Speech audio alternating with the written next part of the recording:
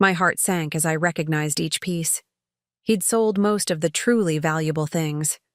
Only these lower quality items remained, probably left behind because they'd fetched too low a price. The cruel irony made my stomach churn.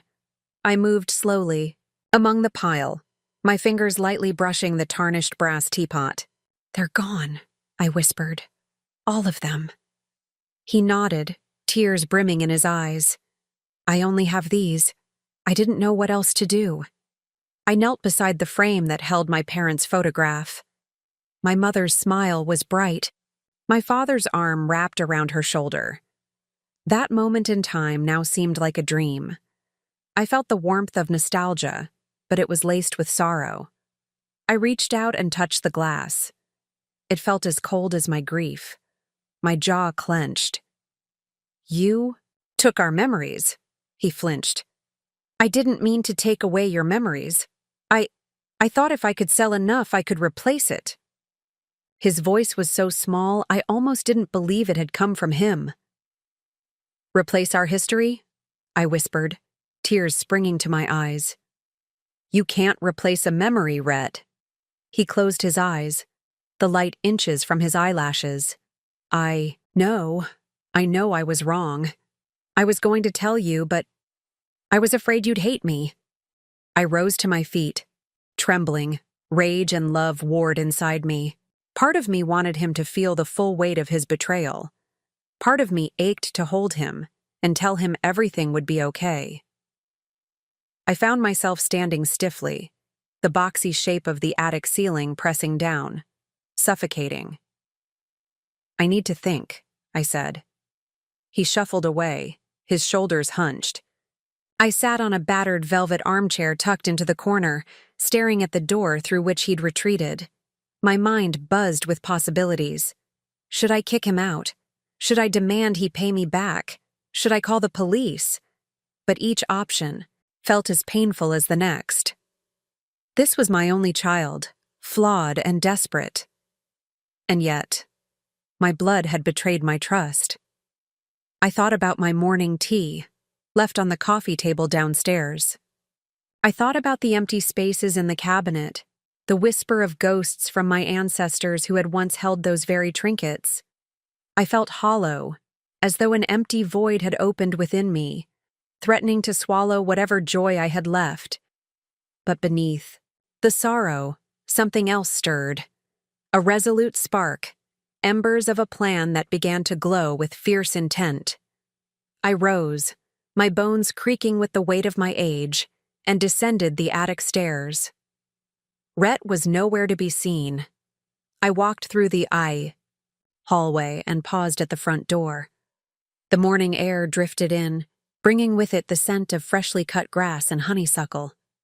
It reminded me of summers spent with my husband before he died, when we'd host neighborhood barbecues and my children would run barefoot through the yard. I closed my eyes and let that memory ground me. When I opened them again, the fog in my mind had lifted sufficiently for me to see clearly. This was not just about anger or betrayal. It was about reclaiming what was mine. And if my entitled son wouldn't come to his senses, I would have to shock him into understanding exactly what he had done. I fetched a worn leather journal from the small desk by the living room window. It was filled with scribbled notes, memories, of each antique I had collected. The story behind every piece. Some days I'd revisit those pages just to feel close to my ancestors. I flipped to the first entry, written years ago when I had inherited my grandmother's estate. My pen moved almost of its own accord as I added a new entry. Rhett took my history, but tomorrow the balance will shift. I closed the journal, slipping it into the pocket of my dressing gown. Then I moved to the cabinet, eyed the empty shelves, and felt a surge of determination. I had a plan. It was rash and perhaps reckless, but I had to do something no one would see coming. I would reclaim my antiques. More than that, I would teach my son a lesson he would never forget. I opened a small wooden box hidden in a drawer of my antique writing desk. Inside lay an old photograph of my mother standing proudly behind a picnic table I had inherited, a table where she used to display her collectibles during community fairs. Next to it were several faded receipts from auctions, detailed records, tracing the provenance of each valuable piece in my collection. I tucked the receipts and photograph into my coat pocket, stepping outside onto the front steps. The morning sun had climbed higher, casting long shadows across the lawn. I inhaled deeply, savoring the sharp air, then turned to face the street. Rhett would be at the bank, if he was still going through with that loan application he'd mentioned. I unlocked the front door behind me, watching as the door clicked. Shut. My heart thudded, a mix of excitement and trepidation. The woman who stepped onto the pavement was not the fragile figure who had woken up in tears only an hour ago. She was a woman on a mission, and no one, least of all my son, would see what I intended to do until it was too late. I walked down the sidewalk toward the center of town, where antique shops lined the streets like old soldiers standing guard. My pulse quickened with every step. This town might be small, but it was a hub for collectors and dealers. If Rhett had sold any of my most prized possessions, they were likely here, somewhere. I had memorized the path to a shop called Whitaker's Antiques, a narrow storefront nestled between a vintage record store and a bakery that sold the best rye bread for miles. Reaching Whitaker's, I paused in front of the dusty window.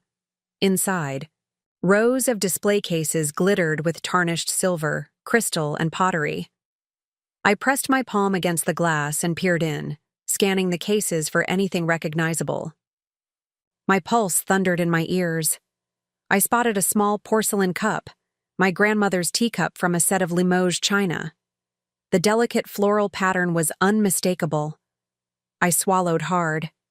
I would need evidence, proof that these belonged to me. The receipts in my pocket were my key, and a promise I made to myself that no one would take advantage of me again. I shoved my hands into my coat pockets, one closing around the cold metal of my car keys. I glanced at my reflection in the window. Silver hair pinned back in a loose chignon, crow's feet around my eyes, the lines on my face deepened by the morning's grief. I straightened my shoulders. Inside the shop, the air was thick with the musty smell of old wood and varnish. The shopkeeper, a lean man named Walter Mullins, looked up as I entered. He was in his late 60s, with a voice like gravel and spectacles that perched on the tip of his nose. He nodded at me curtly, wiped his hands on a cloth, and gestured for me to approach. "What can I do for you, Mrs. Thorne?" Walter said, his gaze flicking over me as though he were appraising a piece of furniture. His use of my former name made my chest tighten. I squared my shoulders. "Hello, Walter. I'm looking for a small porcelain teacup, white with a lavender floral pattern. Perhaps a saucer, too. Do you have any?"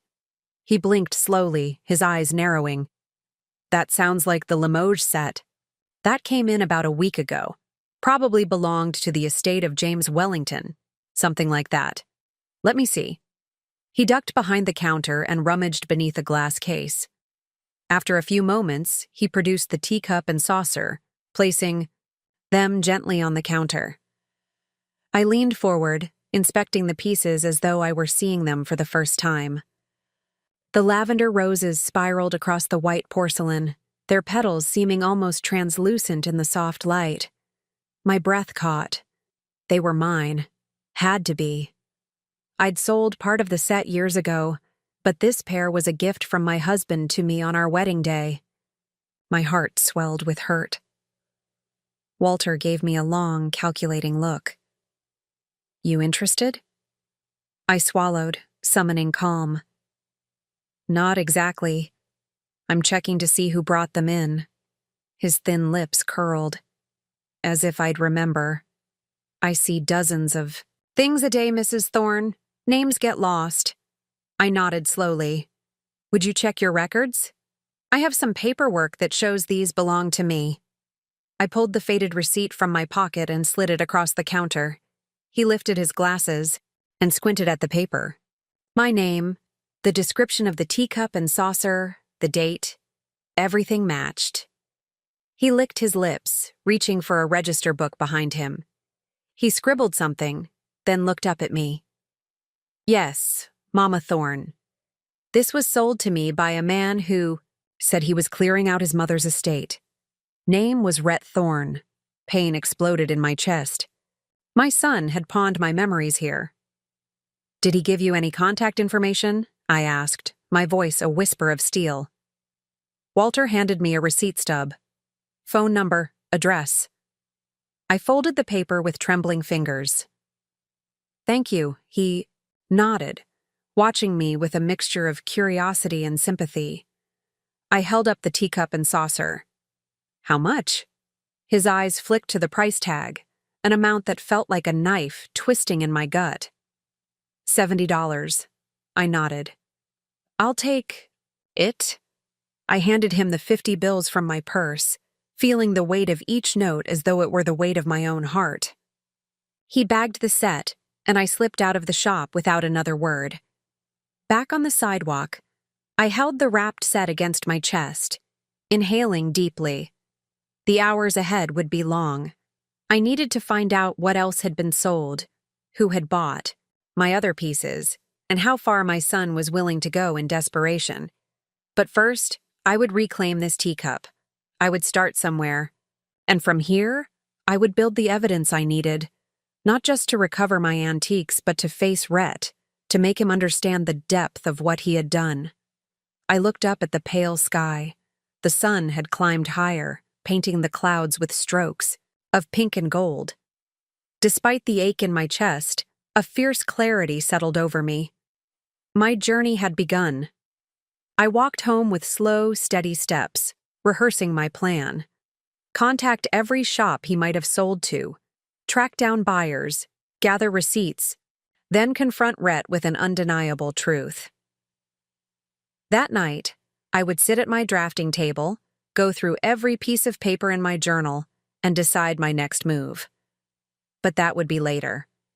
Right now, I needed rest. Tomorrow, I would be back on the hunt. Before we jump back in, tell us where you're from. If this story moves you, please subscribe. Tomorrow, I have a special story for you. The drive home from Whitaker's felt surreal, as though I were moving through a dreamscape where every familiar landmark wore a stranger's face. The teacup and saucer were nestled safely in my passenger seat, wrapped in bubble wrap and tissue, paper that cradled them like fragile eggs. I sometimes reached out, almost in disbelief, expecting my fingers to meet empty air. But there they were, my grandmother's teacup, a small, potent symbol of what my son had taken. My heart thudded against my ribs as the miles slipped by. I thought about the next steps, locating the other pieces, tracing every transaction, and cornering Rhett with irrefutable proof. But for now, I needed rest. Tomorrow, the hunt would continue. At home, the drive home from Whitaker's felt surreal, as though I were moving through a dreamscape where every familiar landmark wore a stranger's face. The teacup and saucer were nestled safely in my passenger seat, wrapped in bubble wrap and tissue, paper that cradled them like fragile eggs. I sometimes reached out, almost in disbelief, expecting my fingers to meet empty air. But there they were, my grandmother's teacup, a small, potent symbol of what my son had taken. My heart thudded against my ribs as the miles slipped by. I thought about the next steps, locating the other pieces, tracing every transaction, and cornering Rhett with irrefutable proof. But for now, I needed rest. Tomorrow, the hunt would continue. At home, the front door felt heavy in my hand. I stepped inside and flicked on the hall light, the bulb buzzing softly overhead. Rhett's room lay ahead, door slightly ajar. The faint glow of his desk lamp spilled out, illuminating scattered papers and empty coffee mugs on the floor. My throat tightened. He must have been up all night, scrambling to find some quick fix. I swallowed and moved past the doorway without pause. The living room was quiet. The cabinet stood bare in its corner, empty shelves like gaping wounds that would not heal. I set the brown paper bag on the coffee table, then sat in the armchair, wrapping my hands around a soft throw blanket. I stared at the bag for a long moment, as if expecting the teacup to speak, to whisper to me. But the silence only echoed. My jaw ached with unspoken words. I closed my eyes and exhaled, trying to calm the tumult in my chest. When I opened them, I picked up the bag and placed it gently on the table. The cushioning crinkled beneath my questions. I peeled back the paper, exposing the delicate porcelain. My fingertips brushed the saucer's edge, running over the lavender petals painted onto its surface. They were still perfect. I thought of my grandmother teaching me how to hold a teacup as a child, tiny lessons that became moments of bonding and love. The memories flooded in, her soft voice, the scent of lavender sachets in her drawers, the way her hands, though wrinkled, moved with a painter's finesse. And then, how those hands had passed that teacup on to me, under the soft glow of afternoon sunlight. I reached for my journal, the one I used to record the story behind each antique in my collection. I flipped through its pages until I found the entry for this very set. The handwriting was elegant and deliberate, the ink faded to a sepia tone. I read the description aloud, my voice soft and reverent. Limoges teacup and saucer from Château de Savigny, gifted by Philippe Darvaux to my grandmother, Margaret Beaufort, on her visit to Paris in 1928. Hand-painted lavender rose motif. The words felt like whispers from the past, carried on the wind from a time long before Rhett's desperation. I closed the journal with a snap and sat in silence, the tea set cradled in my lap. Somewhere deep inside me, a spark flared and turned into a small flame of resolve. This wasn't just about pain or anger anymore. It was about history, about legacy, about the invisible thread that tied me to my ancestors. I would not allow my son's mistakes to sever that thread. I rose, the chair creaking beneath me, and padded into the kitchen. I brewed myself a mug of strong black tea. No honey, no sugar. The bitterness suited my mood. I carried the steaming cup and saucer to the window seat that overlooked the backyard. The garden was lush with summer blooms, bright dahlias, trailing, honeysuckle, and the remnants of morning glories that clung to the trellis. The sky was soft apricot, and beyond the fence, the street glowed in the evening light. I sipped the tea and let its warmth radiate through me. My thoughts turned to a list I needed to compile, a catalog of every item I suspected had been sold. I had already started the mental inventory during my trip to Whitaker's. The Limoges set was a small fraction of the whole. There were my grandmother's ivory letter opener, the one carved with cherubs and clouds, my father's maritime sextant, which he had used on moonlit nights to chart his way home, the rosewood jewelry box that had belonged to my great-grandmother, with its tiny key still working perfectly, the pair of pearl-handled hairbrushes from my mother's trousseau, a sterling silver pitcher that once held lemonade at summer picnics, a German silver filigree necklace, and the lacquered Japanese lacquer box painted with cranes in flight. Each of these items held its own story, and I needed to find out where they'd gone. Tomorrow morning, I would wake early and visit Johnson & Peel's, a shop rumored to handle higher-end collectibles. Then I'd go to Mullen's Fine Antiques, and perhaps even the traveling auction house that's set up in the community center once a month. There were directories online and phone numbers in my journal. I would call every dealer who might have dealt with Rhett. My plan was simple: demand to see the pieces in person, verify their provenance, and sketch an irrefutable paper trail from his hands to mine. But there was something else I needed to prepare for. Something I had pushed to the back of my mind: confronting Rhett. I knew how he would react. Shame, anger, fear. He was capable of veering between arrogance and self-pity, and both were dangerous. I needed a strategy to present the evidence in a way that left little room for excuses. I needed to remain calm, almost clinical, when I met him. He had to see the depth of what he'd done without hiding behind tears or flinches. I finished my tea as twilight settled, and I heard Rhett come in the front door. His footsteps were tentative, almost wary. I could guess where he'd been, wandering between shops, hoping to find treasures to replace what he'd sold, or maybe searching for some way to undo the damage. He entered the living room and paused when he spotted me by the window. His reflection appeared in the glass, eyes hollow and guarded. I set the saucer on the table without looking at him. "Did you sleep?" I asked, voice steady. He swallowed. "I tried." He glanced at the saucer. "Mom." I closed my eyes for a moment, letting the quiet build. "Tomorrow I'll be visiting several dealers. I need you to remain here. Do not leave the house until I return." He flinched as though struck, a flicker of fear passing through his eyes. "Mom, please. I'm not asking you to do anything but stay." I stood, and he shot me a look that was equal parts relief and resentment.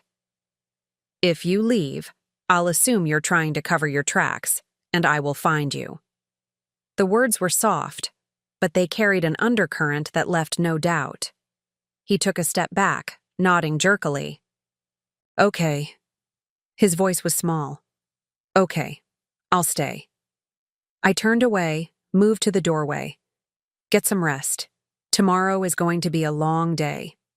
He watched me as I left. Through the soft glow of the hallway, I could see him sink onto the couch, gaze fixed on the open cabinet behind me. His breath hitched, and I imagined him haunted by what he'd done. Still, I kept walking down the corridor, not looking back. Once I reached my bedroom, I locked the door behind me. The pain and anger I'd stored in my chest began to ebb, replaced by a hollow anticipation. I lay in bed, the sheets cool beneath me, and listened to the house breathe. Somewhere in the darkness, Rhett's breathing was shallow, and I wondered if he whispered apologies into the gloom. I rose at dawn. I made myself a quick breakfast, oatmeal with honey and sliced almonds, eaten standing in the kitchen. As I sipped black coffee, I mentally reviewed my list. Whitaker's, done. Johnson & Peel's, next. Mullins Fine Antiques. Barker's, estate sales. The traveling auction that set up at the old community center on Thursdays. I scribbled their names on a small notepad, adding telephone numbers and opening hours. I packed the journal containing receipts and photographs into my satchel, along with my phone, wallet, and keys. In the glove compartment of my car lay printed receipts from Whitaker's and a copy of the paper I'd given Walter Mullins. The groundwork was laid. Pulling out of the driveway, I felt a familiar surge of adrenaline. The town was waking up. Mail trucks rumbled by.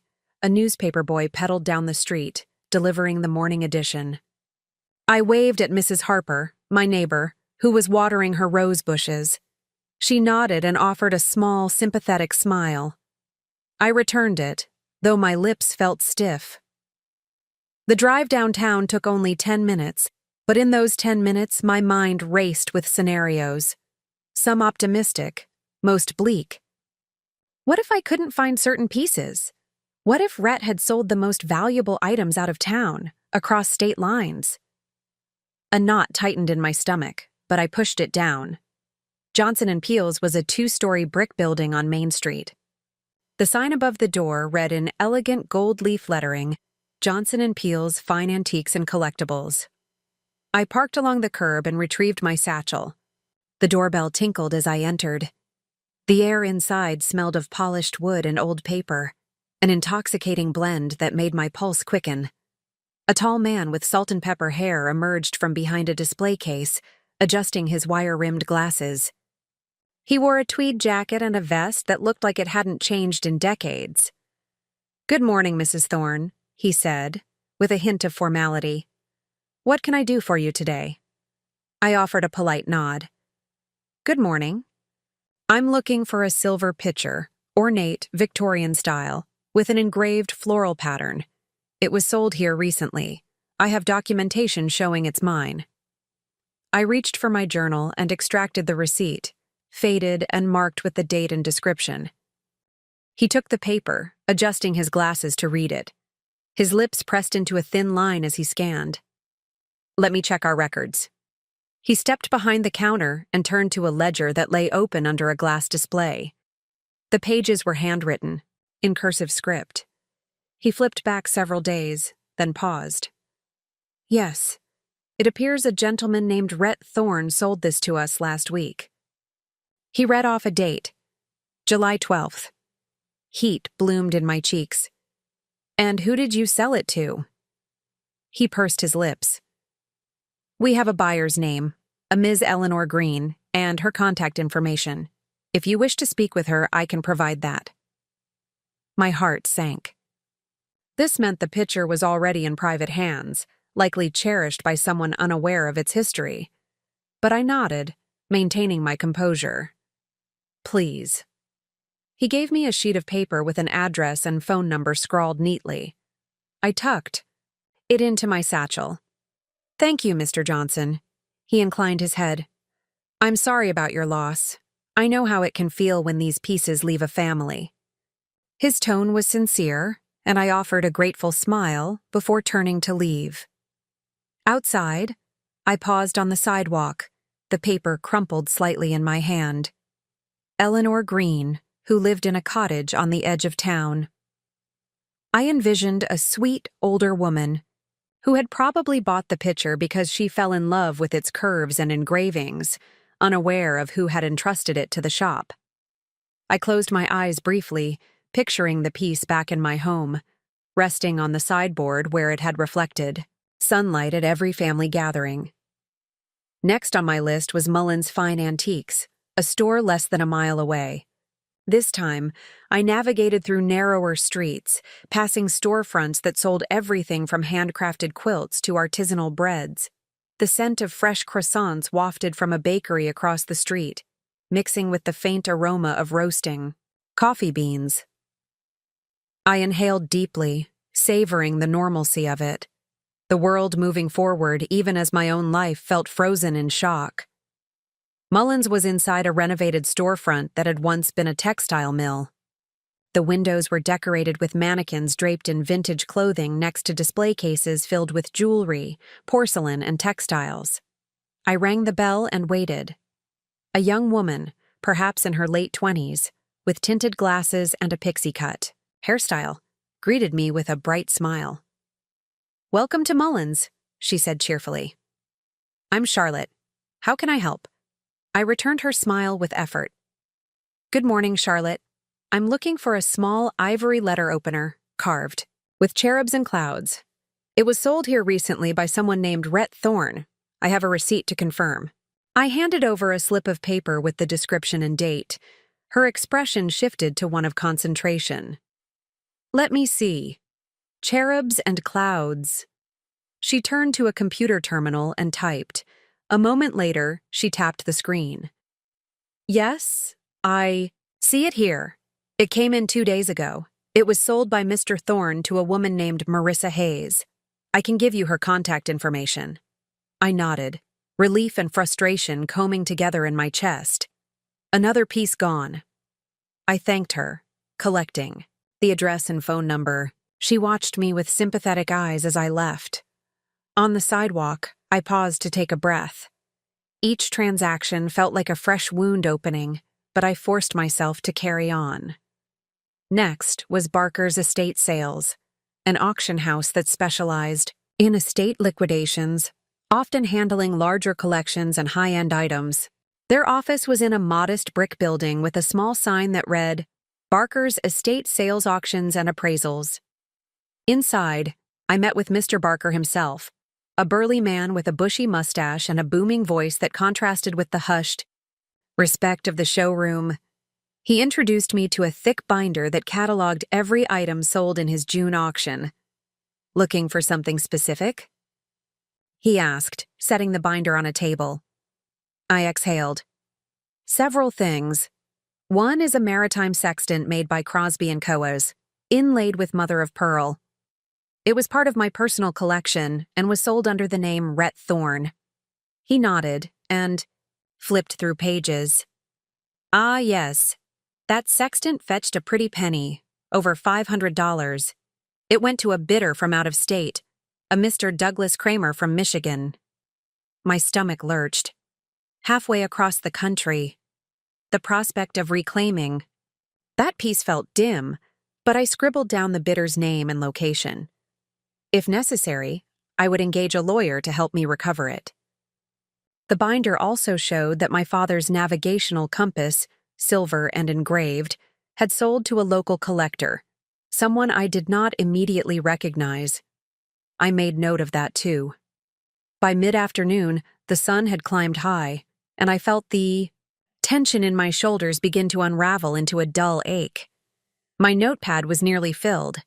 Whitaker's, Johnson & Peel's, Mullins, Barker's estate sales, and the traveling auction.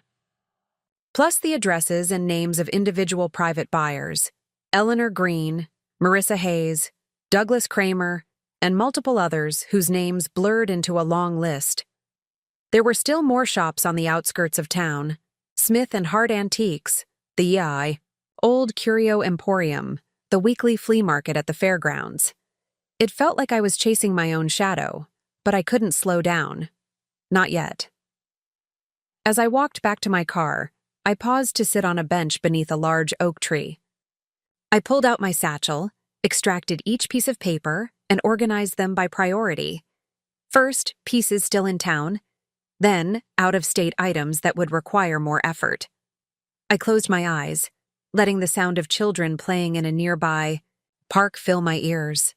Their laughter was a reminder of simpler times: holidays at my grandparents' house, family reunions, birthdays where I had poured tea from my grandmother's silver teapot to my children's chagrin. I thought of Rhett down. At home, alone with his guilt and fear, I wondered if he realized how deeply he'd wounded me, and, more importantly, how he had wounded himself. Tomorrow, I would begin to reach out to these private owners, to share my story and ask for their understanding or cooperation. I hoped they would respond with compassion, but I prepared myself for anger or indifference. People collected antiques because they loved them, sometimes more than they loved people. The afternoon light shifted as I drove home. I could see the outline of the town against a backdrop of rolling hills, and for a moment, I felt small, isolated. But the teacup and saucer were still with me, tangible proof that I was making progress. I parked in the driveway just as the sun began to tilt toward evening. The house greeted me with its familiar creaks and sighs, and I felt a pang of guilt for the turmoil I had unleashed beneath its roof. Still, it was necessary. Inside, I found Rhett in the kitchen, staring at the empty cabinet. The overhead lights cast harsh shadows on his face. I noticed how he had aged in the past few days. His complexion was sallow, and his eyes looked hollowed out. He didn't look up when I came in. He simply said, "You're back." I nodded, setting my satchel on the counter. "Yes, I've made some progress. Several of the pieces have been sold locally. I'll need to contact the buyers tomorrow." He exhaled, rubbing his temples. "Okay, I know this is bad. I never wanted to hurt you." I leaned against the counter, studying him without interrupting. His shoulders slumped, his arms dangling by his sides. He looked defeated. In that moment, I felt both sorrow and pity, but I also knew I could not show weakness.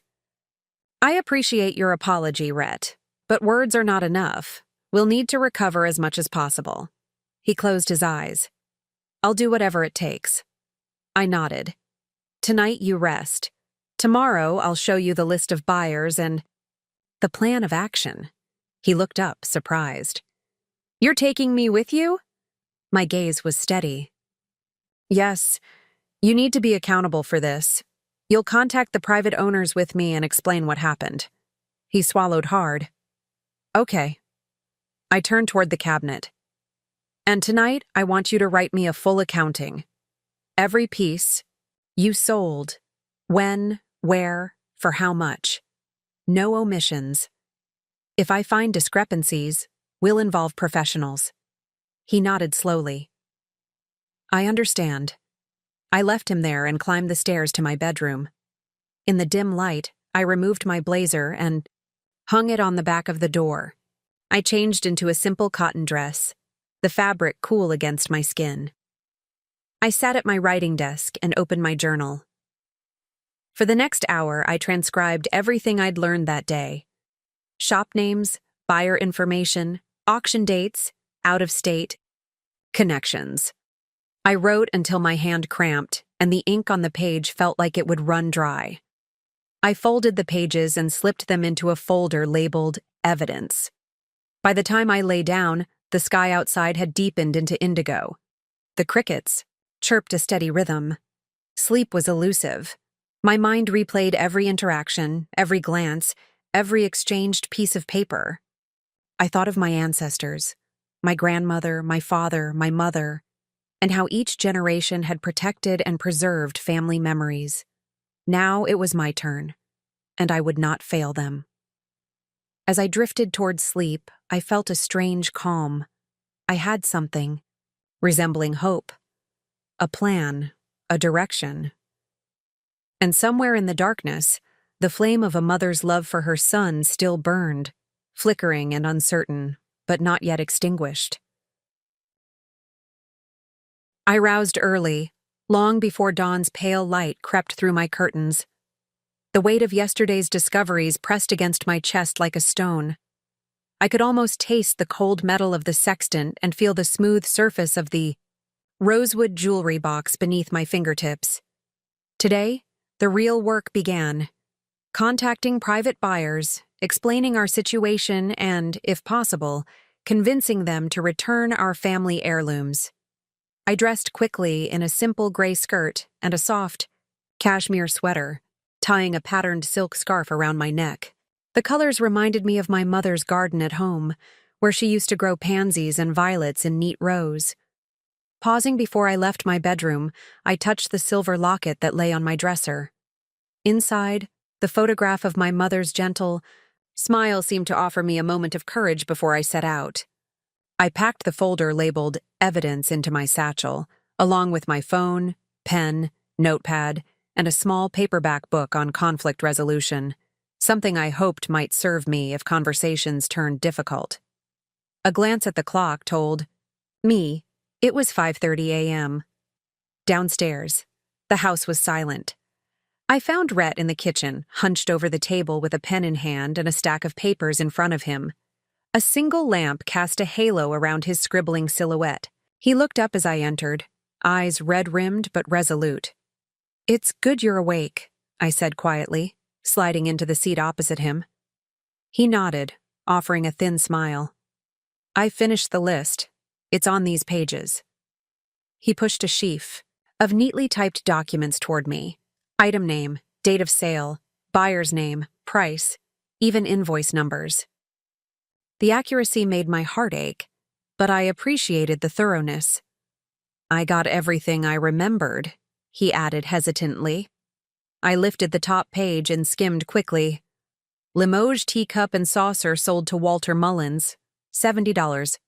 Ivory letter opener sold to Marissa Hayes, $45. Silver pitcher sold to Eleanor Green, $120. Maritime sextant sold at Barker's auction, a $550 to Douglas Kramer. Each entry was another knife twisting. I closed the folder with a soft snap. "Thank you. This will help." He exhaled, running a hand through his hair. "Mom, I'm so sorry. I never meant for it to go this far." I studied him for a moment. "I know you didn't. But intentions aside, the consequences are real. Today, we make amends as best we can." It was still dark as we drove to the first address on our list, Ms. Eleanor Green's home. She lived in a quiet cul-de-sac on the outskirts of town, in a cottage surrounded by towering magnolia trees. I parked at the curb, and we approached her front door, taking care not to walk on the flower beds that lined the walkway. Rhett carried a small overstuffed envelope, documents including my original receipt, a photograph of the teacup and saucer in my cabinet, and a letter explaining the history of the piece. I knocked, and after a moment, an elderly woman opened the door. Her silver hair was pulled into a neat bun, and she wore a pastel cardigan over a floral dress. Her eyes widened as she saw Rhett and me standing on her threshold. "Yes? May I help you?" she asked, her voice gentle. I offered a calm smile. "Good morning, Ms. Green. My name is Harriet Beckford, formerly Harriet Thorne. This is my son, Rhett." I paused, letting her absorb my words. "We recently learned that you purchased a Limoges teacup and saucer set that belonged to my grandmother. It was sold to Whitakers by my son without my knowledge. I wanted to share with you the history of this piece and ask, if possible, if you'd consider returning it." Her gaze flicked to Rhett, then back to me. "Returned? I paid good money for it." Her tone was polite but guarded. I held out the envelope. "I understand. But these items were in my family for almost a century. They hold deep sentimental value. We thought you might appreciate knowing their story. Perhaps you might be willing to part with them so we can preserve the family legacy. We'd be happy to reimburse you fully and cover any inconvenience." Ms. Green frowned, stepping aside to allow us inside. The cottage smelled of lavender and honey. She led us to a cozy living room where a small table was set with a teapot and 2 mismatched cups. "Please have a seat." She motioned to 2 armchairs upholstered in rose-patterned fabric. Rhett and I sat, and Ms. Green placed her cup on a doily-laden table. "So, you want the teacup and saucer back?"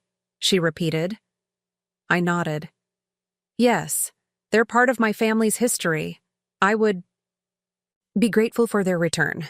I watched her carefully, gauging her reaction. She took a sip of tea, eyes distant for a moment. "When I bought them, I fell in love with the delicate lavender roses. My mother used to grow lavender in our garden. I have a daughter who's named, after my mother, and I wanted to pass something down to her. I thought this set would be a perfect heirloom." She reached into her purse and pulled out a small photograph of a young woman, perhaps in her 20s, smiling gently. "This is my Emma." My heart clenched. I could see the love in her eyes. "That's lovely," I said softly. "I understand the sentiment, and I respect that. But if you'd consider returning them to me, we could provide you with a reproduction set, exact replicas. I've already spoken with a porcelain artist who specializes in historical designs. We'd have a new set made, and you could choose to keep it or gift it to Emma. The original, however, is irreplaceable in the sense that it belonged to my grandmother." Ms. Green's expression softened. She glanced down at her cup and saucer, tracing the lavender rose with her fingertip. A tear glistened in her eye. "I never thought about selling it, but now that I know its history, perhaps my daughter would be okay with a replica. She's in college right now, studying art history." Rhett exhaled quietly. I took a deep breath. "We're more than willing to cover all costs," I assured her. "And if you decide to donate it to a museum, we'd understand as well. It's up to you." She nodded slowly. "Let me think." "Of course," I said, offering her a small smile. "We want you to feel comfortable." She stood and moved to a display cabinet, withdrawing the teacup and saucer. She placed them on the coffee table between us. With trembling hands, I touched the saucer first, then lifted the cup and inhaled the faint scent of lavender that still clung to its porcelain surface. My chest tightened with relief and grief. "Thank you," I whispered. "This means more than you know." She offered a tentative smile, her eyes glistening. "Call me in a few days. I'll have a decision by then." I nodded, standing to leave. We thanked her again and stepped out into the morning sunlight, the cool air sharp and fresh. I exhaled, turning toward Rhett. He looked pale, but relieved. "One down," I said. He nodded slowly. "One down." Next on our list was Marissa Hayes. According to Mullen's records, she lived in a townhouse near the town square, above a small boutique called Willow and Ivy. We arrived mid-morning, the square bustling with people going about their day. The boutique's window displayed delicate silk scarves and bohemian jewelry. I could imagine Marissa, whoever she was, picking up the ivory letter opener to give her desk a sense of refinement. We climbed the narrow staircase that led to her door, numbered 2B.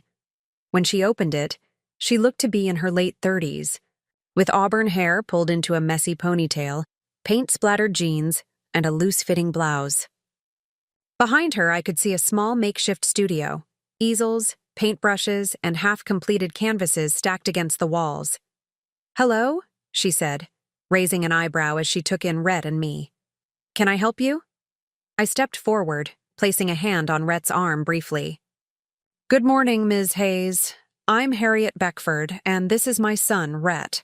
We're here regarding an ivory letter opener you purchased recently. It was sold without my knowledge.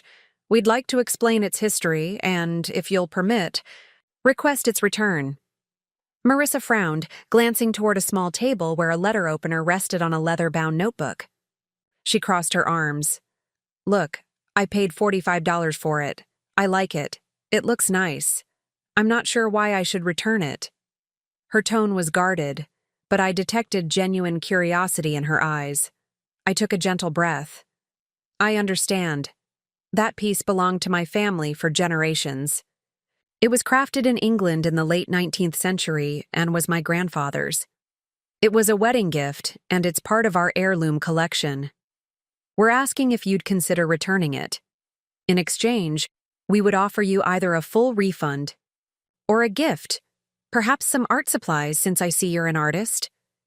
I offered a copy of an old photograph of my grandfather, which showed him sitting at an oak desk with the letter opener in hand.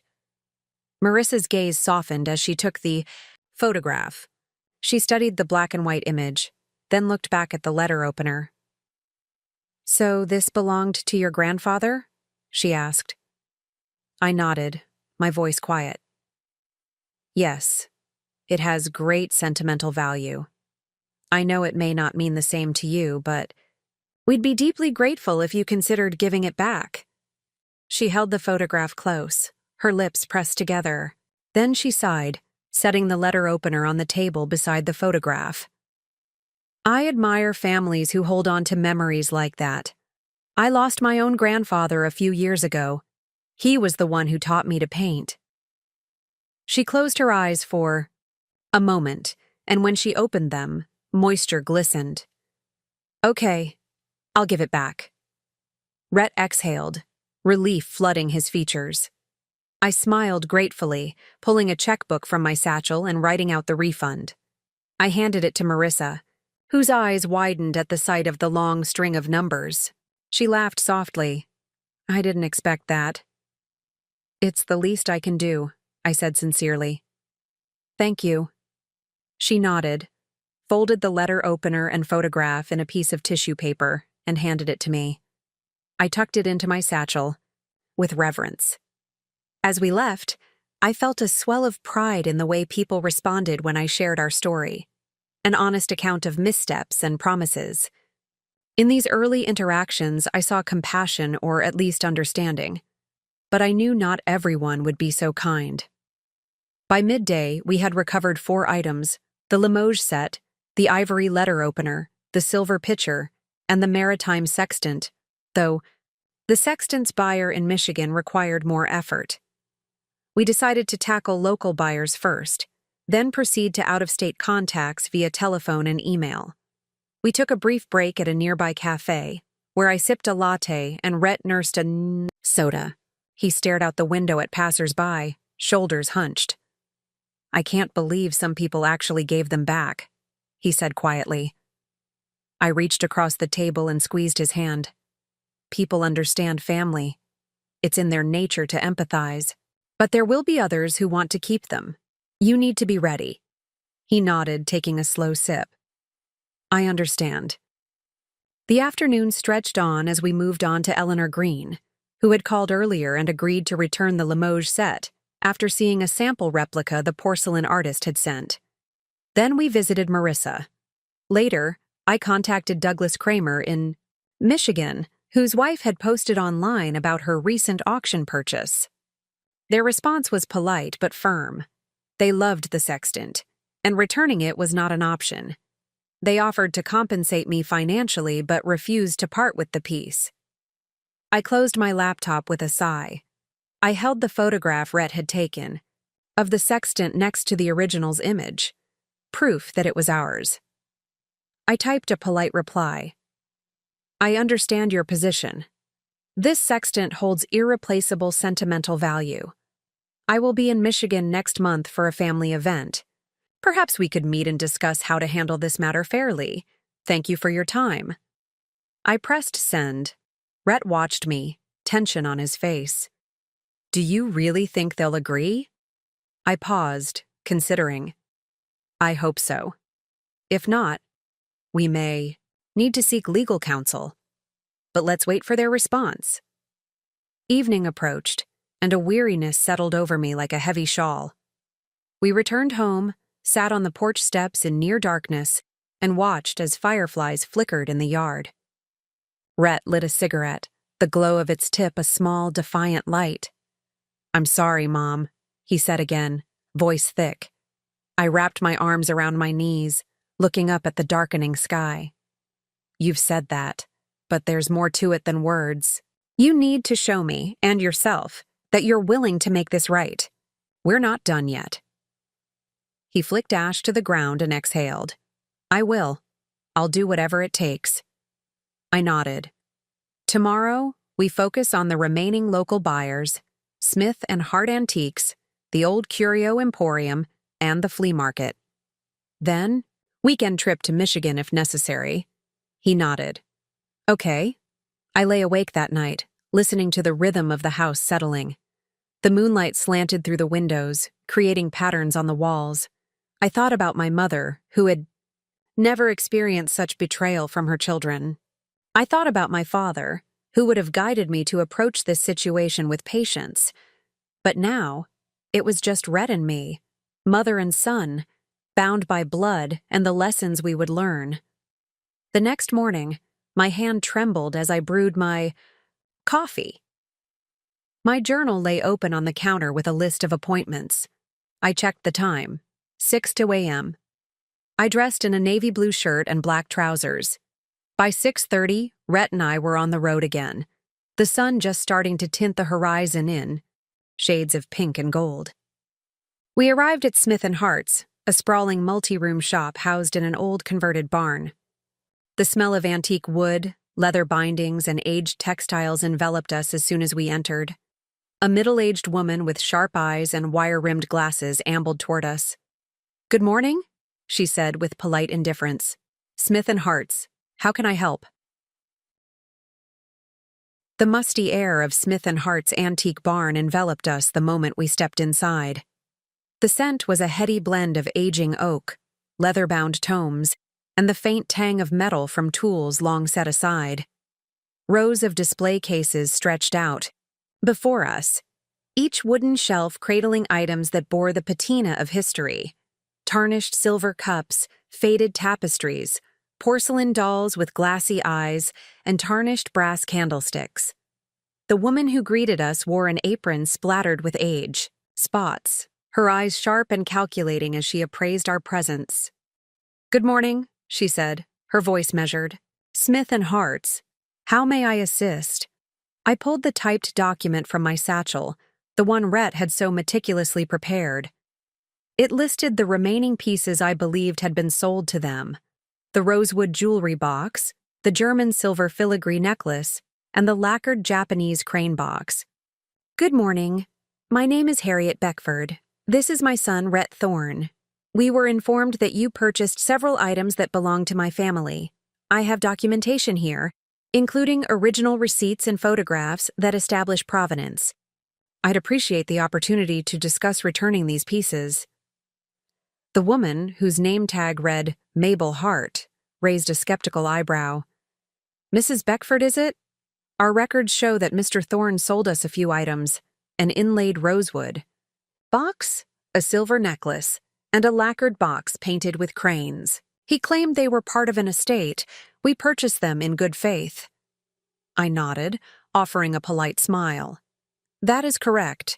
However, those items were part of my personal collection. My son did not have the authority to sell them.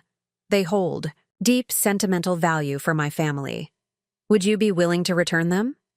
I can offer full reimbursement or provide replacements of equal monetary value. Mabel unfolded her arms and crossed them, her lips set in a thin line. Reimbursement doesn't help me if I've already sold the items. And replacements, well, they're old, one of a kind. She paused, studying Rhett. Is he going to pay us? Rhett opened his mouth to speak, but I placed a gentle hand on his arm.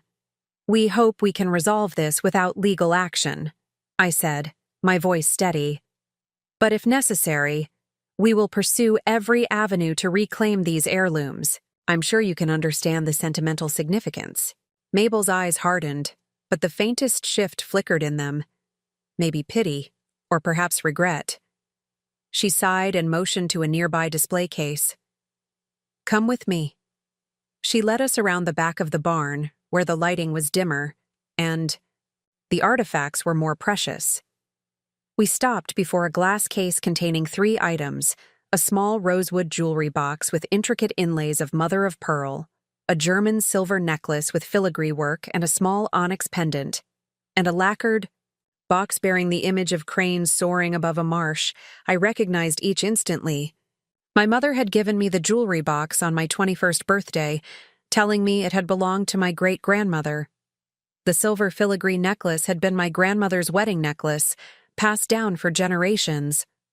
And the lacquered box, my father had brought it back from his travels in Japan in the 1960s. Those cranes were painted by a master artist. They represented peace, longevity, and hope.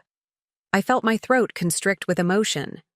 Mabel opened the case and lifted the jewelry box carefully onto the counter. Here they are, she said. They're beautiful pieces. She turned to Rhett. Do you have payment for these? Rhett's face was pale, but determined. He reached into his pocket and pulled out a wad of cash, far more than any of those items had been worth when originally sold. He placed it on the counter. This is what I received from the original sale. Take it, completely. And then some. Mabel exhaled, running her fingers over the smooth wood of the jewelry box. All right. It's not often we get to reunite. A family with their heirlooms. She turned to me, expression softer. Family history is important. I can't pretend I wouldn't be upset if I lost something like this. I nodded, tears prickling the corners of my eyes. Thank you, she handed me the rosewood box. Its surface was cool beneath my fingertips. I lifted the lid gingerly and found the small satin-lined interior empty, save for a faint imprint where I had once kept my mother's brooches. Next, she handed me the silver necklace, its filigree work intricate and gleaming in the dim light. I held it up, remembering the way my grandmother had worn it to church on Easter mornings. Her auburn hair neatly coiled, her white gloves fresh and crisp. Finally, she presented the lacquered crane box. Its surface shimmered with ancient lacquer, the cranes rendered with fluid brushstrokes. I lifted it, the wood surprisingly light. I could almost feel my father's presence, his mischievous grin, as he had surprised me with it one Christmas. Mabel watched me with quiet interest. It's one thing to own an antique, she said. It's another to know its story. Take care of them. I clutched the items close, nodding. I will. As we walked out of the barn, the morning sun illuminated our path. I felt a surge of gratitude toward Mabel, a stranger who recognized the weight of our request and chose compassion over profit. Rhett exhaled, and we held the precious cargo carefully as we made our way to the waiting car. 4 down, I said quietly as the car's door closed behind us. He exhaled. Yes. 4 down. We drove in companionable silence toward our next destination. Old Curio Emporium, a small store on the other side of town rumored to have sold our late war medals and the pair of pearl-handled hairbrushes. I had a sinking feeling that the medic's box with war mementos would be harder to reclaim. Those items were very collectible. Metals from World War II could fetch hundreds on the Gyao open market. Old Curio Emporium was housed in a narrow two-story brick building. The front window displayed a dusty mannequin head, wearing a fragile lace hat next to a shelf of tarnished pocket watches. Inside, the light was dim, and every surface was covered with artifacts. The walls were lined with antique clocks ticking in unison, and the air smelled of wood smoke and aged textiles. A bell tinkled as we entered, and a tall, slender man with thinning gray hair looked up from polishing a glass case. "Afternoon," he said flatly. "Old Curio Emporium," I offered. A gentle nod. "Good afternoon. I'm Harriet Beckford, and this is my son, Rhett. We're here to inquire about a pair of pearl-handled hairbrushes and a set of wartime medals sold under the name Rhett Thorne. I have documentation that these items belong to my family. Would you please locate them for me?" The man's bushy eyebrows shot up. "You're the family? Well, they did come in. The hairbrushes, those were sold to me by a young man who said he was clearing out his mother's house. Let me see." He turned to a small, shabby filing cabinet and rifled through a stack of papers. After a moment, he exhaled and pulled out a faded receipt. "Here, these were purchased by a woman named Lorraine Tate. She owns the antique salon across the street." He tapped the wall behind us, where a mirror and a small hair station were set up. "As for the medals, they went to a collector in the next town over, a Mr. George P. Foster in Middleton." I nodded, feeling a mixture of relief and disappointment. At least we had the hairbrushes. The medals would require a longer journey. "May I have Ms. Tate's contact information?" I asked. He handed me an envelope with an address scrawled neatly on the front. "And here's Mr. Foster's address and phone number." I thanked him, and we left, stepping back into the afternoon sun. The hairbrushes were a priority. They were irreplaceable, a part of my mother's daily ritual. The wartime medals would need to wait until we could travel to Middleton, 20 miles away. Lorraine Tate's salon was a small shop with pastel-colored walls, framed Victorian-era photographs hanging in perfect symmetry. Inside, hair dryers, curling irons, and chairs upholstered in mint green vinyl created a blend of old and new. Lorraine, a tall, statuesque woman in her early 60s, with a swirl of platinum gray hair pinned high, looked up from blow-drying a client's hair when we entered. "May I help you?" she asked, voice polite. I stepped forward, presenting the documentation. "Ms. Tate, I'm Harriet Beckford. I believe you recently bought a pair of pearl-handled hairbrushes from Old Curio Emporium. They belong to my mother. I'd like to request their return. I've provided proof of ownership." Lorraine's expression softened as she set down the dryer and took the paper from me. She read it carefully, her eyes lingering on the photograph of my mother brushing her hair in front of a bedroom mirror. "Yes, I did purchase those. They were beautiful." She pulled open a glass display shelf behind the counter. There, nestled, on a purple velvet cushion, lay the pair of hairbrushes, ivory handles glimmering in the soft light, the pearls along the bristles still intact. I reached out, lifting one brush reverently. It was heavier than I remembered, the ivory smooth beneath my fingertips. I could almost feel my mother's hand entwined with mine as she showed me how to comb my hair. "Thank you," I choked out, my voice thick with emotion. Lorraine smiled gently. Those brushes reminded me of my own mother's grooming set. I was going to gift them to my daughter for her wedding, but I understand the sentimental value. If you'd like them back, I will return them to you." She paused.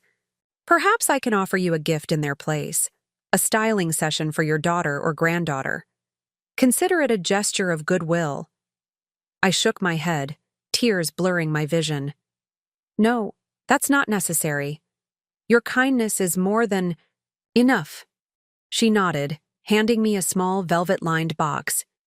Inside lay both brushes, nestled side by side. I clutched them gently. "Thank you," I whispered. As we left the salon, I felt the weight of each recovered heirloom grounding me. We paused at the edge of the sidewalk, gathering ourselves. Rhett placed a steady hand on my shoulder. "What about the medals?" he asked quietly. I opened my notepad and found Mr. Foster's contact information. Middleton is about an hour away. We can either drive this afternoon and speak with him, or I can call tomorrow and arrange for an exchange. "I'd prefer to go in person." He nodded. "Let's do it." We hopped into the car and set off for Middleton, the sun already dipping toward the horizon. The road wound through rolling fields and dense woodlands, the landscape bathed in golden light. I thought of my father's stories, how he'd served in the war, how he'd kept his medals in a small wooden box, hidden beneath his bed. Those medals represented bravery, sacrifice, and a past that shaped our family's very identity. We arrived in Middleton just as dusk fell. The town was quieter than ours, the streets lined with old brick buildings bathed in lamplight. Mr. Foster lived in a tidy, two-story colonial home with white pillars and a black door. I knocked, and a stout man with a neatly trimmed beard and wire-framed glasses answered. His eyes widened when he recognized me. "You're the woman from Thorns." "Family, aren't you?" he asked, voice polite but guarded. I nodded, holding out the documentation.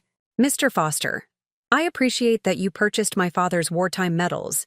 They have immense sentimental value. Would you consider returning them? I'm willing to compensate you financially and ensure you receive an authentic reproduction." Took the paper and scanned it carefully. The photographs of the medals in my father's wooden box brought a flush to his cheeks. He led me inside to a study lined with shelves of books. On his desk lay a small, open wooden box. Inside gleamed the bronze, silver, and gold medals, some with ribbons frayed by time. Each bore the insignia of battles carried, valor, and services. "Rendered. They're beautiful," he said softly. "They belong to my father," I said, my voice trembling. "He was proud of his service. When he passed, I cherished these. But my son, confused and desperate, sold them without my permission. I would be grateful if you'd return them." Mr. Foster hesitated, stroking his beard. "These are not easy to come by. They're quite valuable. I know you want the originals, but they are irreplaceable." I swallowed. "I understand. But they're irreplaceable for me, too. I've already lost other items. These are all that remain of my father's war memorabilia. The sentimental value is beyond any financial reimbursement." He exhaled, slowly closing the wooden box. "I'll tell you what. I'll return the medals, but I want them to be preserved properly. My wife and I collect military artifacts. We'd like to ensure they're cared for. If I return them to you, I ask that you let me document them, photograph them, see them displayed in your home, so that I can preserve their history too. In exchange, I'll accept a reproduction set and financial compensation." I felt a wave of relief and gratitude. "Yes, of course. Thank you." He handed me the box, and I cradled it as though it were the most fragile thing in the world. Each medal glinted in the lamplight. I closed my eyes for a moment, feeling tears prick my eyes as I thought of my father's face when he first placed that bronze star on his uniform. "Thank you," I repeated, voice soft. He nodded. "Take care of them." We departed Middleton, under a sky blanketed by stars, the drive back quieter, filled with a sense of accomplishment. By the time we crossed into our town limits, the car's interior was filled with the gentle rustle of the recovered war medals inside their wooden box. The responsibility of carrying them felt sacred. As we pulled into our driveway, I realized how long we had been out. The house was dark, but a single light glowed from Rhett's room. We walked inside, carefully arranging the items on the dining table. The Limoges set, the jewelry box, the silver necklace, the lacquered crane box, the pearl-handled hairbrushes, and finally, the war medals. I surveyed the table and felt a fatigue so deep it seemed to seep into my bones, but also a profound sense of gratitude. The majority of the family heirlooms had been returned, thanks to compassion, respect, and at times simple kindness from strangers. Only a few remained out of reach, primarily items sold to private collectors across state lines, which would require more effort. Rhett exhaled and sank into a dining chair. "We've done it, Mom. We got almost everything back." I sat opposite him, reaching across the table and placing my hand over his. "Yes, but the journey isn't over. There are still a few pieces we need to track down. We'll handle it. Together." He nodded, the weight of exhaustion visible in his posture. "Okay." I stood and walked behind the china cabinet, as if drawn magnetically. Inside, I cleared the top shelf to make room for the heirlooms. Carefully, I placed each item, first the Limoges set, then the rosewood box, the filigree necklace draped on a small bust, the lacquered box, the hairbrushes tucked into a satin-lined drawer, and finally, the war medals in their protective display case. As each piece found its place, I felt a warmth spread through me. A return not just of objects, but of memories, of threads of history woven into the tapestry of our lives. I closed the cabinet doors gently, the glass panes reflecting the soft lamplight. Rhett stood behind me, a respectful distance, eyes fixed on the cabinet. I turned to him, emotion brimming in my voice. "Thank you for helping me, for being honest, and for doing the hard work to set this right." He met my gaze, his own eyes filled with remorse and resolve. "I'm sorry for what I did, Mom. I realize now how much these meant. I don't want to lose you or our family history." I reached out, touching his arm gently. "You're forging your own history now, Rhett. One where integrity and honesty matter. Never forget that." He nodded, his shoulders straightening. "I won't." I exhaled, looking around at our living room, its furniture bathed in the glow of the lamp. The house felt whole again. The night deepened outside, wrapping us in a quiet peace. But tomorrow, there would still be work. For the few remaining items, for conversations, and for ensuring that every piece was documented and preserved. The journey would continue, but tonight, I would rest, knowing that most of what was lost had been reclaimed. The morning light creeped softly through the lace curtains as I stirred from a restless sleep. My mind replayed the previous day's events, the drive to Middleton, the weight of the war medals in my hands, the feel of the pearl-handled brushes against my skin. A quiet satisfaction bloomed within me, but alongside it lay an undercurrent of unease. There remained one final heirloom to recover, and time seemed to stretch before us like an uncharted road. I rose and padded to the kitchen, where Rhett already sat at the table, head bowed over a stack of paper. His face was drawn, exhaustion etched into the lines around his eyes. He looked up as I poured a cup of black coffee, and I set the mug before him. "Morning," I said, slipping into the chair opposite him. He took a slow sip. "Morning, Mom," he replied, voice hushed. I studied him, remembering the bright-eyed child he once was, and how far he had strayed. Yet, he had worked tirelessly to correct his mistake. "Today, we finish this," I said, folding my hands atop the table. "We need to go to the flea market." According to my notes, one of the last items sold was the carved wooden cuckoo clock, which belonged to my father. It was his pride and joy. He spent weekends restoring its chimes and painting the hand-carved birds. I remember how, as a child, I would sit mesmerized as the cuckoo popped out every hour. It was a centerpiece of our living room, a marker of time and continuity. We can't let that be the one thing that slips away. Rhett nodded, finishing his coffee. "Okay, let's do it."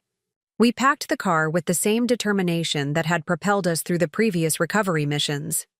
The flea market opened at 8 a.m., and we arrived 10 minutes early. The lot was already bustling with activity. Vendors setting up, tables, arranging everything from vintage clothing to battered vinyl records.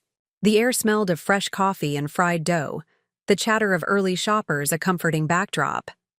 I consulted my notepad, flipping through scribbled entries until I found the vendor's name, Carla Peterson. She had purchased the cuckoo clock last Saturday, paying a mere $25 for it. The auction attendant had told me she operated a small antique booth at the far end of the market. See that cluster of blue and white tents? I asked Rhett, pointing. That's where Carla sets up. He followed my gaze. Let's head over. We navigated through narrow aisles, passing tables covered in secondhand books, ceramic cat figurines, and tarnished silverware. A group of senior citizens haggled over a set of depression glass plates on one table, while a young couple examined a rusty typewriter on another. Finally, we reached Carla's booth, a simple folding table draped with a faded floral tablecloth beneath a tent decorated with a string of tiny solar-powered lanterns. Behind the table, Carla Peterson, a woman in her 50s with brown hair streaked with silver, arranged a handful of items: old postcards, a brass lantern, and several crocheted doilies. She wore purple-tinted sunglasses and a wide-brimmed straw hat. At her feet, propped on a small stool, was the cuckoo clock, black stains on its carved wood and paint chipped from decades of use. I approached and pulled out the paperwork. My father's original receipt, a photograph of him working on the Phi clock, and a note explaining the provenance. Carla looked up, surprised. Oh, hello? Can I help you with something? I offered a gentle smile. Good morning, Ms. Peterson. I'm Harriet Beckford. My father brought that cuckoo clock back from Germany in 1961. He was stationed there. It's been in our family ever since. My son sold it without my permission. I was told you purchased it at the auction last weekend. Would you consider returning it to me? Carla removed her sunglasses, revealing green eyes that lingered on the clock. This old thing? I just paid $25 for it, she said, shifting her weight. I cleaned it up a bit and plan to sell it here for a profit. It's been sitting on my porch for days. Something about it just didn't feel right, but I shrugged it off. I nodded, letting my gaze rest on the carved wooden birds perched atop the house-like frame. Their once vibrant paint had faded, but I could still discern the intricate details my father had carved late one evening, humming an old German folk song to himself as he worked. I understand. It's just that it's irreplaceable to me. I held out the documents. Here's proof of ownership and its history. I would be grateful if you'd let me take it home. Carla hesitated, glancing down at the papers. I sensed the conflict in her expression, her initial profit-driven intent battling with a sense of empathy awakened by the story I shared. She exhaled and pushed back her hat. All right, I'll return it to you. My daughter will be disappointed. I told her I'd get a nice chunk of money, but family's important. I get that. Take good care of it. The clock felt heavier than I expected. As I lifted it, the wood warmed beneath my palms. I smiled, relief washing over me. Thank you. You have no idea how much this means to me. She offered a small nod and returned the paperwork. Be careful with it. I think the mechanism needs a tune-up. I assured her I would have it serviced by a clockmaker in town. As Rhett and I loaded the clock into the car, I felt a surge of gratitude for each person who had helped us restore our family's history. It was more than just a transaction. It was a testament to the kindness of strangers and the resilience of memory. The drive home felt like a victory lap. We parked in the driveway and carried the clock inside. The living room, bathed in midday light, was quiet except for the steady ticking of the war medals display case, which still occupied its spot in the china cabinet. The cuckoo clock seemed to complete the room, restoring the rhythm it once marked in our lives. I placed it gently on an end table near the cabinet where the war medals rested. As I plugged it in, its lamp flickered, and the pendulum began to sway. I set the time, 12:03 p.m., and waited. 1 minute later, the cuckoo emerged from the little wooden door, its chirp reverberating like a melody from my childhood. I closed, my eyes as the memory washed over me. When the cuckoo finished, I opened my eyes and looked at Rhett, who stood a few feet away, watching with awe. There was something tender in the way he wiped his lip, eyes glistening. "I'm proud of you," I said quietly. He exhaled, the weight of the journey evident in his shoulders. "I'm sorry I ever doubted the importance of these items. I see now how they connect us to our past." I nodded, placing a hand on his forearm. "They're not just objects. They're anchors, reminders of who we are and where we came from." He returned my gaze. "Mom?" I looked at him, waiting. He took a deep breath. "I want to do something for you. Something to show I've learned from all this." My curiosity piqued. "What do you have in mind?" He stepped closer, pulling a small wooden box from his pocket. I gasped as I recognized the shape.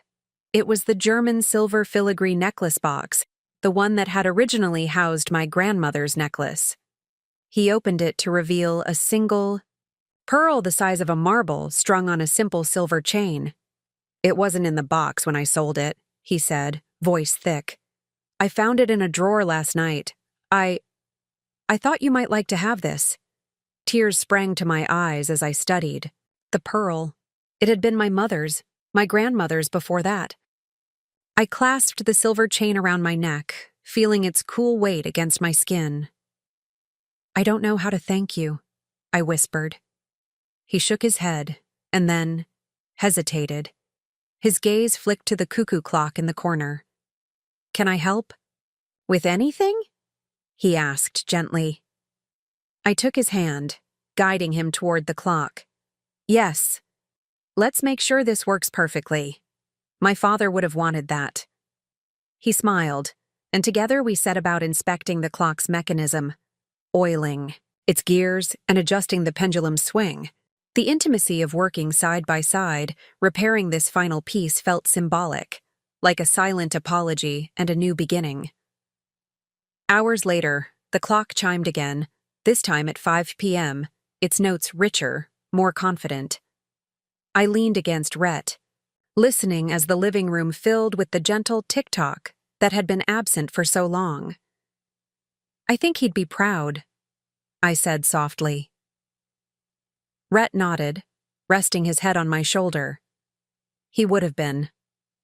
I closed my eyes, allowing myself a moment of peace, but the ripple of calm was interrupted by the vibration of my phone. I pulled it from my pocket and saw an email notification from Ms. Eleanor Green. My heart skipped as I tapped to open it. She had agreed to donate the Limoges teacup and saucer to a local museum, citing that she felt they belonged where all could appreciate them.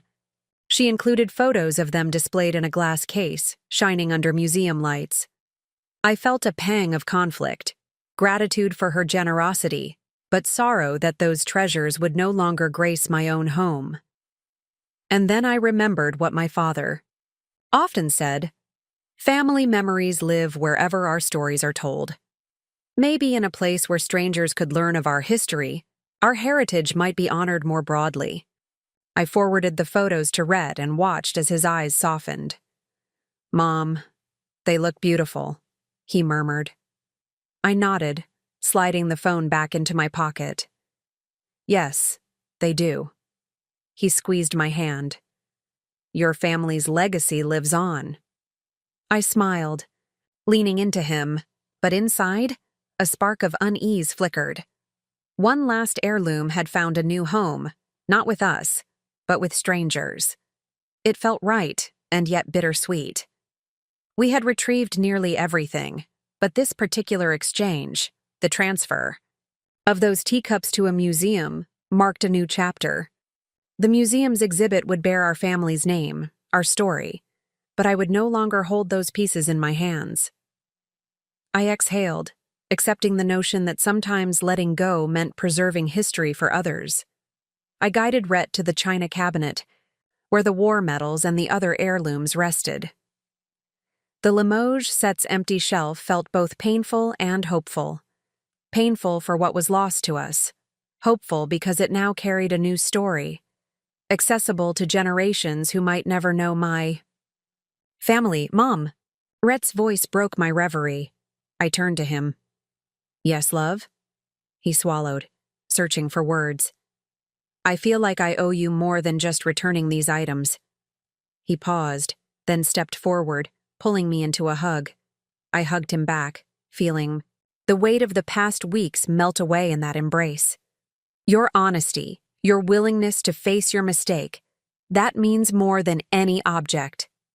He pulled back and looked me in the eyes. I want to continue honoring our family's history. I researched. There's a local charity that takes donations for preserving antique musical instruments for underprivileged children. I'd like to donate my time there. I blinked, surprise softening into pride. That's wonderful. Do you really want to do that? He nodded, his gaze earnest. Yes. I want to make good, in whatever way I can. I smiled, pressing a kiss to his forehead. Then that's exactly what you should do.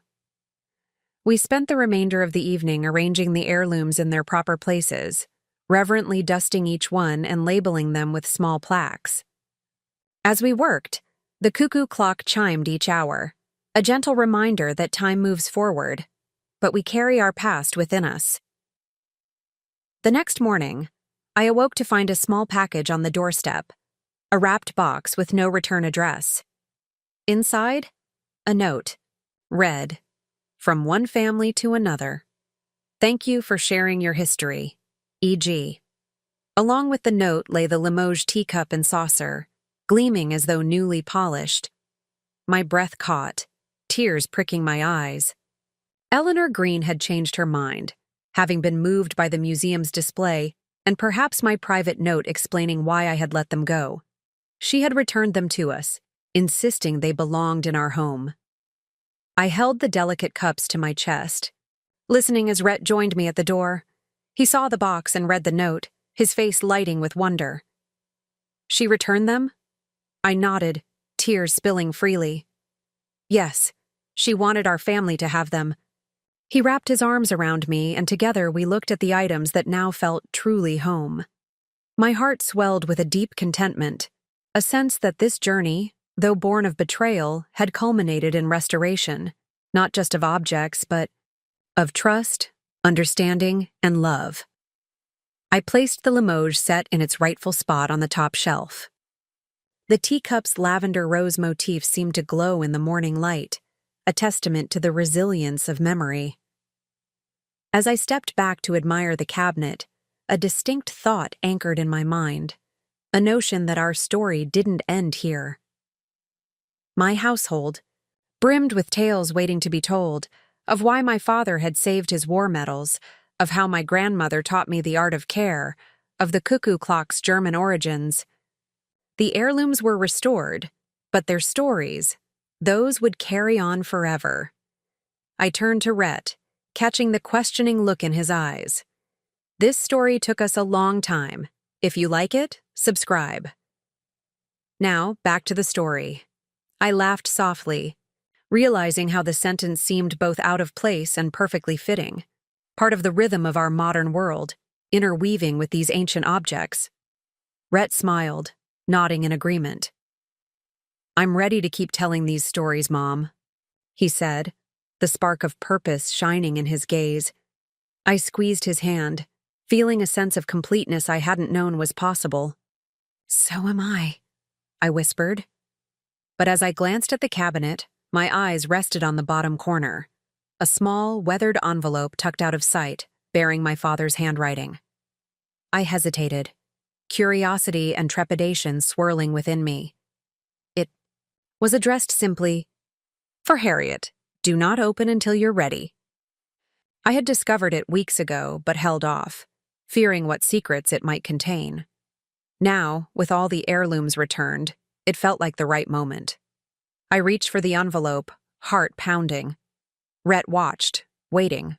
Slowly, I peeled back the seal and unfolded the letter inside. My dearest Harriet, if you are reading this, then you have returned our family treasures to where they belong. There is one more secret in this box, a legacy I was unsure you were ready for. The cuckoo clock holds more than its mechanics. Behind the panel on the back is a hidden compartment, where I kept a small stack of letters. Love letters from your grandmother to me during the war. They hold truths I never shared, stories of sacrifice and hope, and the promise I made to bring those letters back to you when the time was right. My final wish is that you read them and learn of the love that carried us through the darkest days. Trembling, I sank into a chair and gingerly turned the envelope over, examining the back panel. There, beneath a layer of felt, I found a small latch. My breath hitched as I released it, revealing a tiny compartment within the clock's wooden interior. Inside lay a bundle of letters, yellowed with age, tied with a faded ribbon. I looked at Rhett, tears in my eyes. Come, this is the real story. He knelt beside me, and together, we unfolded the first letter, its cursive script delicate yet bold. My mother's words leapt off the page, painting a portrait of love and longing, her hopes for our family, her fears for the future, and her unwavering belief in us.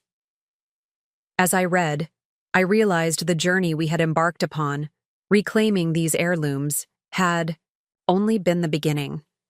The real legacy was in these letters, in the love that had sustained our family through trials we could scarcely imagine. And now, as I held my son close, I knew that our story, our family's narrative, would continue, bound together by objects, memories, and the enduring power of love. We sat together in the living room, bathed in the golden light of late afternoon, as the cuckoo clock chimed on the hour. With each letter read, new chapters of our family's past unfolded, and I felt a profound sense of purpose. The heirlooms had brought us here, but the letters would guide us forward. And so, our story goes on, intertwined with the past, shaping the future, and forever anchored by the enduring echoes of love and memory. I stared at the bundle of letters in my hands as though it might vanish if I looked away. The yellowed pages, tied with a brittle ribbon, felt heavier than the heaviest of our recovered heirlooms. I watched Rhett sink onto the couch beside me, his eyes luminous with anticipation and an unspoken determination to see this through. I took a breath and gently untied the ribbon. It cracked, splitting like a memory unleashed. The first letter was addressed in my grandmother's flowing script. To my dearest Leo, if you are reading this, then our journey together has reached you somehow. I trust you will understand what I could not yet share fully in life. I barely registered the names as my fingers trembled. Leo, my grandfather, had been the great mystery of our family lore. I knew he had served in the war, but little else. He and my grandmother Margaret had been a couple whose love endured blackouts, rationing, and the constant specter of loss. What I held now was their testament. I looked at Rhett, whose gaze was fixed on me, urging me forward to bring these words into the open. I inhaled and began to read aloud, my voice quivering as I navigated the elegant cursive. January 7th, 1942. My dearest Leo, the days stretch long without your presence. The moon hovers over my pillow while I lie awake, clutching the pillowcase that smelled of you before you shipped out. How I worry about you every waking moment. The other women in the village nod and smile, but they cannot know the ache that fills my heart each time a letter arrives bearing your handwriting. Last night, I dreamt you came home to me, standing in the doorway with snowflakes on your coat. I woke to the chill of dawn and realized it was just January, and those snowflakes were a cruel reminder that you might never see another winter at my side. Stay safe, my love. I'll keep the hearth warm for you. Until you return, I remain. Yours, Margaret. My throat tightened. The intimate tremor of longing, the stark frankness of a young woman clinging to hope for the man she loved. This was not a story we'd ever shared out loud. The words swirled in the air, weighted with the grief and passion of a time I could scarcely imagine. Rhett set down his coffee cup and leaned forward, his elbow brushing mine. His voice was a whisper. "Mom, what does it say next?" I nodded, flipping to the next page. The letter was dated March 3rd, 1942. My grandmother wrote of rumors at the base near London. "They say the Luftwaffe is gathering strength again. Tonight." I sat by the window watching the searchlights fend off the darkness, imagining your plane safe among the stars. I pray you are not out there, chasing ghosts while London's bombs fall on the fields we used to wander. My father says you are a hero, but I cling to the hope that you remain just Leo, the boy I used to hold in my arms. The rationing line grows longer each week. Mothers trade eggs for flour and cigarettes for sugar. We are all scraping by, and war's toll goes deeper than the trenches. If only I could sew stitches into those phantom holes in my heart. I paused, breath lodged in my throat. Rhett swallowed and placed a hand on my shoulder. "Keep going," he urged gently. I nodded, pressing the letter to my chest before reading the next, dated May 17th, 1942. The telegram arrived this afternoon. Censored. Brief, cold, missing in action. MIA, they write. I do not know if those letters stand for more of it all or marching into agony, but I fear both. I held your photograph to my lips and prayed for a miracle. Father says I must prepare for the worst, that this could be the first step toward death becoming real for us. Yet I cannot believe it, Leo. My heart refuses to yield. I stoke the stove each morning as though you will walk through that door, dust off your uniform, and gather me into your arms. I hold my breath until I feel the flicker of your presence. But the house remains empty. How do I go on without you? I refuse to answer that question. I blinked back tears as I folded the letter briefly, trying to brace myself for whatever came next. Rhett's gaze was unwavering, his knuckles white as he gripped the edge of his mug. "Continue," he croaked.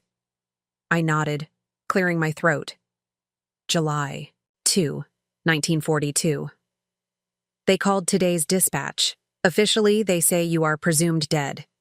Naturally, the corners of my lips curled upward as though smiling, but inside, my bones felt like they had turned to sand. I wept for 3 days straight, dressed, only in sorrow and shadows. The church bells rang for your name, not once, but multiple times, as though each peal might awaken you from the earth, dust you off, and send you home. But you did not return. I went to the river where we used to meet, with lilies floating on the surface, and whispered your name until evening came. They say that spirit cannot be held by water, but I held on to the hope that maybe your soul swam beneath the reeds. I built a small shrine of your letters, your photographs, and the stump of your favorite cigar you sent in a care package. Each night, I lit a candle and prayed. I refused to let go, Leo, not until I knew your final rest was somewhere other than my aching heart. I set the page aside and exhaled, the corners of my vision blurred with tears. Rhett's expression was hushed, reverent, sorrowful, almost as if he could feel the despair my grandmother must have carried. "Is there more?" he whispered. I dipped the tip of my finger in the next ink-blotted corner. "Yes." The next letter is dated October 14th, 1944. It reads, "My dear brother-in-law brought word that you were alive, captured in a labor camp near the Rhine. They say you are weak, but alive. Last night I dreamt of your silhouette against the moonlight, marching home to me. I held that dream like a shield and refused to let it shatter. I begged the brass to send supplies, red roses, warm blankets, your favorite brand of cigarettes, anything to remind you of home. They told me it was impossible. I pen this letter by candlelight, praying you will somehow know. I have relearned how to laugh in small doses, telling our story to the neighbors' children who gather at my feet. They ask about the brave soldier, of whom I speak, and I tell them your name as though it were a prayer. I cannot help but hope that the war ends soon, that I find you in a sea of survivors, your eyes seeking mine like the dawn chasing the darkest night. Keep hope alive for me, my love, and I will do the same for you." I paused, the weight of those words settling around us like a dense fog. Rhett's eyes glistened, his lower lip trembling. "Mom," he said, voice breaking, "keep reading." I whispered, pressing the letter to my lips. I moved to the final pages. My grandmother's script grew shakier, faded with the moisture of grief. February 27th, 1945. The war draws to a close, and the letters come in scattered ripples. My heart stopped when I received a manila envelope bearing the bright little stamp from the Geneva Convention. Inside, a letter written in block capitals. "I am free. I am alive. I'm coming home." I do not know how I found my feet through that moment.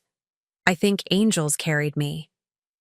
Father brought the news to my knees, and I wept until I felt no tears left.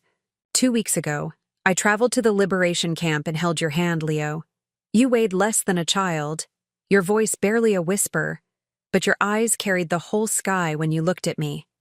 We walked back to the village, two halves of a broken world mended in each other's arms. I planted a rose garden along the riverbank in your honor, and I tend it still, every bloom a promise renewed. I tell our children of the war they only know through stories, of the love that kept me whole. If you are reading this, my dearest Harriet, know that your family has always been bound by the courage to hope, even when all seemed lost. Love endures, beyond time, beyond tragedy. I leave these words as proof that our legacy was forged by the fires we survived and the love we shared. I closed the letters and pressed them to my heart as though they might slip back into some hidden crevice between my ribs. Rhett let out a breath I felt in my own lungs. She waited, even when no one asked her to. His voice was a hushed reverence, an understanding that transcended words. I nodded, eyes closed. It's remarkable, isn't it? To hold on to hope when the world tells you everything is lost. She carried me before I was even born, and now those words carry us. He reached out, stroking my arm. "Mom, thank you for sharing this with me. I had no idea." I swallowed, blinking away tears. Neither did I, truly. I found this letter hidden in the clock compartment and thought it would wait until the dust had settled. But now, it seems the right time, when we understand what we've reclaimed and why it matters. He exhaled, looking around the living room at the cabinet of heirlooms. Everything has a story, and these letters, it's like they tie everything together. I nodded. Yes, the objects found their way home, but the letters show us why. They teach us about sacrifice, courage, and the power of love. They're the final piece of this puzzle. Rhett rose and fetched 2 cups of tea from the kitchen. He set one before me and sat again, clasping his hands around the steaming porcelain. "What do you plan to do with these letters?" he asked quietly. "Do you think... would people want to read them? Save them somewhere?" I traced a finger along the rim of my cup, considering. "I think they belong with the other heirlooms, displayed alongside them in a protective case. But I also want to make copies and share them with our extended family. These words are part of who we are. Someday, I'll write a book about my grandmother's story, how she waited, how she wrote, how she survived. But for now, I want to guard them here, in our home, where each heirloom stands as a testament to her life and legacy." He nodded, his gaze distant. "I want to help you with that, Mom. If you write that book, I'll be by your side, editing, researching, anything you need." My heart swelled with pride and gratitude. "I'd like that, more than you know. But first, I think there's someone we need to call." He raised an eyebrow, confusion flickering. "Ms. Eleanor Green," I said, voice soft but resolute. She returned the Limoges set, and I want to send her a letter, one that includes copies of these letters. She'll want to see why I needed them back. I want her to know how deeply these words shaped me, and how they now shape our family. Rhett nodded, already reaching for his phone. I'll help you write it. I took a sip of tea, letting its warmth stabilize me. Outside, the cuckoo clock chimed again in perfect time. 2:00. I closed my eyes and let that sound anchor me to the present, to the knowledge that my grandmother's words and my restored heirlooms formed a living lineage connecting past and future. Together, Rhett and I spent the rest of the afternoon composing a heartfelt letter to Eleanor Green, including copies of the war letters. We shared how those words had changed our lives, and how we hoped she would find the same sense of wonder that had guided us. We tucked the originals into a protective sleeve and marked them for archival placement in the cabinet. When the letter to Ms. Green was sealed and copies of the letters were safely stored, I surveyed the room. The cabinet stood proud and full. The Limoges set, the jewelry box, the filigree necklace, the lacquered crane box, the hairbrushes, the war medals, and now, a delicate folder of letters. The cuckoo clock's arms reached toward 3:00, and the faint scent of lavender from the porcelain cup drifted through the air. Rhett looked at me, a quiet question in his eyes. I smiled and extended my hand, guiding him to the floor, by the fireplace. We sat together on a plush rug, the crackle of embers accenting the quiet. For a long while, we simply sat, the weight of all we'd learned and reclaimed like an invisible cloak around us. Finally, he said, "Mom, I'm proud of us." I reached for his hand and squeezed it. "I'm proud of you, Rhett, for having the courage to face your mistakes and for helping me bring our history back home." He exhaled, leaning against me. "So, where do we go from here?" I closed my eyes, listening to the gentle ticking and the soft hum of the fireplace. From here, we build. We preserve these stories for the next generation. We live in a way that honors the legacy these letters and heirlooms represent. And yes, one day I'll write that book. But for now, we celebrate knowing that our past, every triumph and tragedy, lives on in us. He rested his head against my shoulder. "Sounds like a plan." I kissed the top of his head. "Sounds like a plan." We sat there, letting the silence carry us forward. The journey was far from over, but we had reached a place of peace, anchored by the love that threaded through each heirloom and letter. And in that stillness, I felt the unwavering promise of tomorrow, shaped by the echoes of those who came before. I swallowed, blinking away tears. Neither did I, truly. I found this letter hidden in the clock compartment and thought it would wait until the dust had settled. But now it seems the right time, when we understand what we've reclaimed and why it matters. He exhaled, looking around the living room at the cabinet of heirlooms. Everything has a story, and these letters, it's like they tie everything together. I nodded. Yes, the objects found their way home, but the letters show us why. They teach us about sacrifice, courage, and the power of love. They're the final piece of this puzzle. Rhett rose and fetched 2 cups of tea from the kitchen. He set one before me and sat again, clasping his hands around the steaming porcelain. "What do you plan to do with these letters?" he asked quietly. "Do you think, would people want to read them? Save them somewhere?" I traced a finger along the rim of my cup, considering I think they belong with the other heirlooms, displayed alongside them in a protective case. But I also want to make copies and share them with our extended family. These words are part of who we are. Someday I'll write a book about my grandmother's story, how she waited, how she wrote, how she survived. But for now, I want to guard them here, in our home, where each heirloom stands as a testament to her life and legacy. He nodded, his gaze distant. "I want to help you with that, Mom. If you write that book, I'll be by your side, editing, researching, anything you need." My heart swelled with pride and gratitude.